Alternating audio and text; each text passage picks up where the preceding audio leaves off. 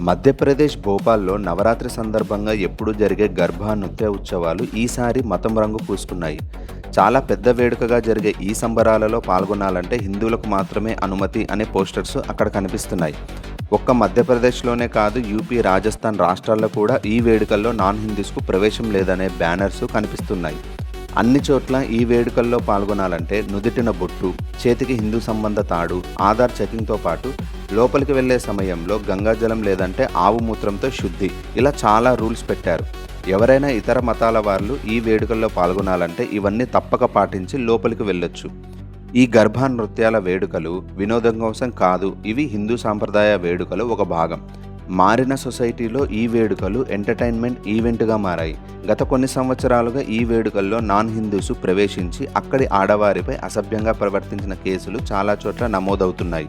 అందుకే చాలా హిందూ సంఘాలు ఈసారి చాలా జాగ్రత్తలు తీసుకున్నాయి.